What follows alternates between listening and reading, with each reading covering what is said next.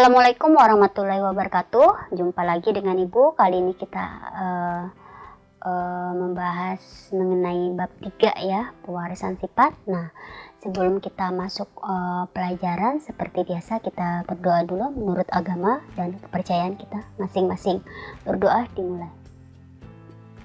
Berdoa selesai. Baiklah, langsung saja Ibu mulai, yaitu tentang pewarisan sifat. Pewarisan sifat artinya adalah sifat yang diwariskan dari orang tua ke anak atau dari induk ke anaknya ya.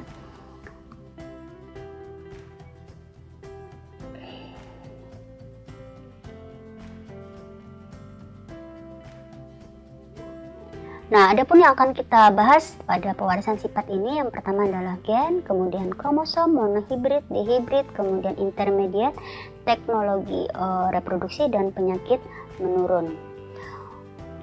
Orang yang berperan di dalam penurunan sifat atau pewarisan sifat ini seorang ilmuwan yang bernama Gregor G. Mendel. Ya, beliaulah yang menemukan bahwa adanya sifat yang diturunkan dari orang tua ke anak atau pewarisan sifat. Beliau juga karena sudah melakukan eksperimen menemukan bahwa adanya pewarisan sifat tersebut, dinamakan sebagai bapak genetika ya. Jadi Gregor J. Mendel. Adapun indikator yang akan kita bahas pada pertemuan kali ini, yang pertama adalah materi genetik, yaitu gen dan kromosom. Yang kedua adalah sifat dominan, sifat resesif dan intermediate, dan yang ketiga adalah hukum penurunan sifat Mendel. Nah, ini nanti yang akan kita bahas. Jadi ada konsepnya. Faktor yang menentukan pewarisan sifat di sini disebut sebagai hereditas ya. Jadi cabang ilmunya yang mempelajari tentang hereditas disebut sebagai genetika. Yang pertama yaitu gen. Gen adalah pembawa sifat dari induk ke keturunannya.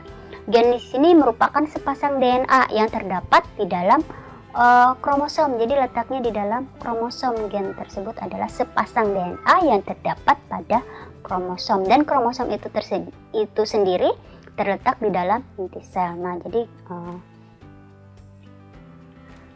kromosom merupakan benang-benang halus yang berfungsi sebagai pembawa sifat atau pembawa informasi genetis kepada keturunan ya. Jadi kromosom ini strukturnya berbentuk seperti batang ya, di dalam inti sel dan mengandung gen ya. Kemudian kromosom juga memiliki sepasang ya, jadi disebut kromosom homolog. Jadi bentuk dan ukurannya sama, sehingga kromosom tersebut dinamakan kromosom homolog. Struktur kromosom bisa kalian lihat pada gambar yang ada di layar. Nah, itu ada lengan dan sentromer ya. Jadi ada dua bagian struktur kromosom ini. Ada bagian lengan dan sentromer, yaitu adalah bagian kepala ya. Jadi kepala kromosom disebut sentromer, sedangkan lengannya ada dua ya, lengan kromosom atau lokus namanya ya. Bisa juga disebut sebagai badan. Bentuk-bentuk kromosom ada 4. Yang pertama adalah metasentrik, kemudian submetasentrik, akrosentrik, dan telosentrik. Nah, jadi lihat kalau meta berarti lengan kanan, lengannya sama ya, sama panjangnya. Kemudian submetasentrik satunya agak panjang ya, dan satunya pendek. Kemudian akrosentrik itu agak kecil ya. Kemudian telosentrik lengannya cuma satu ya. Jadi ada 4: metasentrik, submetasentrik, akrosentrik, dan telosentrik. Yang berikutnya tipe-tipe kromosom itu ada 2: kromosom tubuh atau disebut dengan autosom ya. Itu merupakan menentu ciri-ciri tubuh ya. Jadi kromosom tubuh itu adalah kromosom yang menentukan ciri-ciri tubuh. Kemudian yang kedua, kromosom kelamin atau yang disebut dengan gonosom ya. Nah, kromosom gonosom ini merupakan yang menentukan jenis kelamin pada individu jantan dan betina, pada laki-laki dan perempuan. Contohnya pada kromosom lalat buah ya, disebut dengan Drosophila melanogaster. Dia memiliki 4 pasang kromosom, 3 pasangnya autosom, 1 pasangnya adalah gonosom. Jadi 3 pasangnya adalah kromosom tubuh, 1 pasangnya adalah gonosom. Macam-macam kromosom pada sel kelamin manusia, wanita dan laki-laki.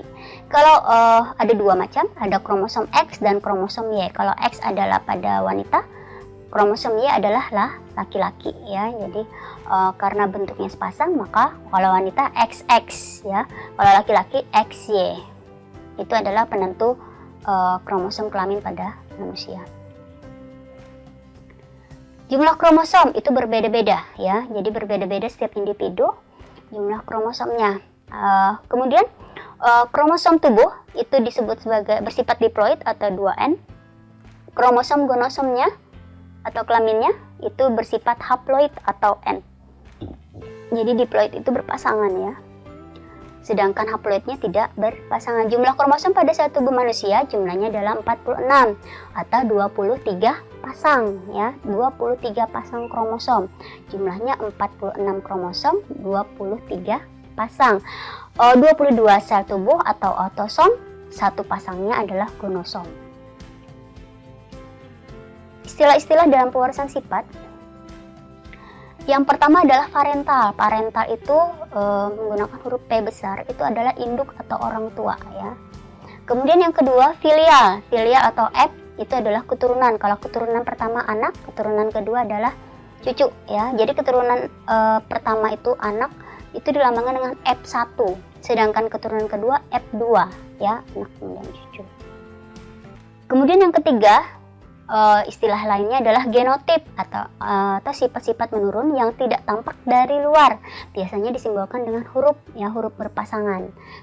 Misalnya A besar, B besar, B besar, A besar, A kecil, dia selalu berpasangan. Itu genotip, disimbolkan dengan huruf tidak tampak, sifat yang tidak tampak. Lawannya yaitu fenotip, fenotip yang tampak dari luar.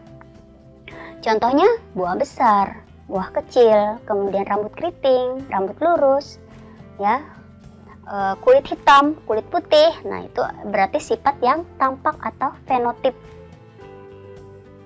Yang berikutnya adalah gamet. Gamet itu adalah sel kelamin dan berasal dari genotip. Contohnya genotip A besar berarti gametnya A besar. Kemudian kalau genotipnya A besar A kecil berarti gametnya A besar A kecil. 2 berarti gametnya. Kalau hurufnya berbeda, besar dan kecil, berarti gametnya 2 ya. Kemudian kalau misalnya genotipnya itu huruf besar kedua-duanya, ambil satu saja ya, gametnya berarti A besar. Atau misalnya B besar genotipnya, berarti gametnya adalah B besar, gitu seterusnya ya. Kalau misalnya B besar B kecil, berarti gametnya adalah B besar dan B kecil. Jadi untuk menentukan gamet pada genotip pasangan huruf. Sifat dominan yang berikutnya adalah sifat-sifat yang selalu tampak atau muncul. Nah, biasanya dilambangkan dengan huruf besar. Jadi yang dominan itu dilambangkan dengan huruf besar. A besar, B besar, C besar ya. Jadi dilambangkan dengan huruf besar, pasangan huruf besar. Sifat resesif lawannya dari dominan. Lambangnya adalah huruf kecil, A kecil, B kecil, C kecil, yang menggunakan huruf kecil. Intermediate itu perpaduan kedua-duanya, A besar, A kecil, B besar, B kecil. Itu berarti intermediate. Kemudian ada sifat homozigot. Homozigot itu berarti kedua-duanya sama. A besar, A kecil, itu berarti homozigot, sama zigotnya ya. Sifatnya sama, pasangan gen yang sifatnya sama itu disebut dengan homozigot. Kalau dilambangkan dengan huruf berarti A besar, A kecil, B besar, C kecil, pokoknya pasangan hurufnya itu sama. Kalau besar, kedua-duanya besar. Kalau kecil, kedua-duanya kecil. Nah, seperti itu. Untuk heterozigot, pasangan yang gennya tidak sama, heterozigot berarti ada besar, ada yang kecil. Misalnya A besar, A kecil, B besar, B kecil, C besar, C kecil, itu bersifat heterozigot ya. Istilah yang terakhir yaitu alel. Alel adalah anggota dari pasangan gen.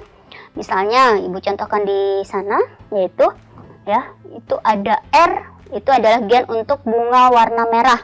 R kecil untuk bunga warna putih. Nah, jadi alelnya adalah R besar dan R kecil ya. Jadi merupakan alel tadi, satu hurufnya tadi disebut dengan alel ya. Jadi kalau misalnya itu misalnya tadi bunga merah lambangkan dengan R besar, bunga kecil, bunga putih dilambangkan dengan huruf R kecil, berarti R besar dan R kecil disebut dengan alel. Berikutnya, hukum penurunan sifat Mendel.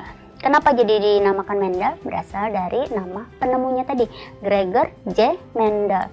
Dia melakukan eksperimen dengan menyilangkan tanaman kapri atau kacang ercis, atau nama ilmiahnya adalah Pisum sativum, ya. Jadi nama ilmiahnya Pisum sativum atau kacang kapri atau kacang ercis. Kenapa dia menggunakan kacang ercis? Jadi ada beberapa alasan yang dia kemukakan bahwa kenapa dia menggunakan eksperimen menggunakan tanaman kacang kapri atau ercis tadi. Yang pertama yang dia kemukakan bahwa mempunyai pasangan sifat-sifat yang menyolok, merah, putih, hijau, putih, ya, sifat-sifat yang menyolok. Dapat melakukan penyerbukan sendiri, ya, kemudian mudah disilangkan, cepat menghasilkan keturunan. Kemudian berikutnya tanaman setahun, memiliki bunga yang sempurna, artinya dia satu tanaman tersebut ada bunganya itu ada benang sari dan putik, maka disebut sebagai bunga sempurna. Kemudian memiliki 7 sifat beda.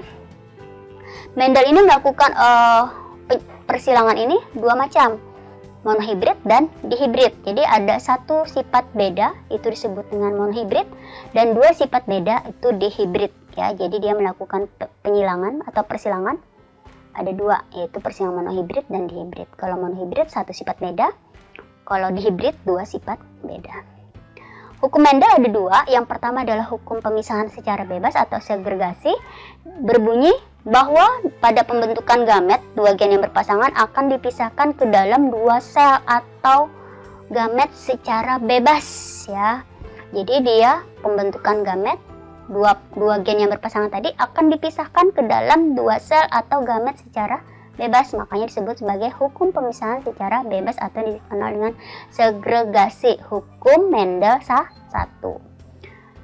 Hukum Mendel 2, hukum berpasangan secara bebas, artinya bahwa pada pembentukan diri dalam suatu pasangan akan secara bebas berkelompok dengan gen-gen yang lain berasal dari pasangan lain. Nah, ini hukum Mendel 2 ini disebut sebagai hukum berpasangan secara bebas, yaitu suatu pasangan akan secara bebas berkelompok dengan gen-gen yang lain berasal dari pasangan lain, ya. Jadi itu adalah hukum Mendel 2. Nah, mungkin itu saja yang akan Ibu jelaskan pada pertemuan kali ini. Pada pertemuan selanjutnya yang akan kita bahas adalah persilangan monohibrid dan dihibrid, ya, dan teknologi reproduksi. Jadi pertemuan selanjutnya nanti Ibu jelaskan lebih jelas lagi mengenai persilangan monohibrid 1 sifat beda dan dihibrid 2 sifat beda. Nah, sebelum Ibu akhiri, nanti kalian ada Ibu kasih tugas di rumah untuk mengamati keluarga kalian, bapak, ibu, saudara, dan kalian sendiri. Jadi mau melihat sifat apa yang diturunkan dari orang tua ke anak, ya. Jadi nanti ada beberapa sifat yang akan Ibu sajikan di lembar kegiatan nanti, yaitu yang pertama bulu mata, kemudian bentuk rambut, ya, atau jenis rambut, keriting, lurus, bulu matanya panjang, pendek, ya. Kemudian yang terakhir telinga, ya, bentuk telinga apakah menggantung dan tidak menggantung. Itu nanti yang kalian amati di keluarga kalian. Yang kalian amati adalah bapak, ibu, saudara, dan kalian sendiri. Nah, mungkin itu saja pada pertemuan kali ini. Salah hilap Ibu minta maaf. Ibu akhiri, wassalamualaikum warahmatullahi wabarakatuh.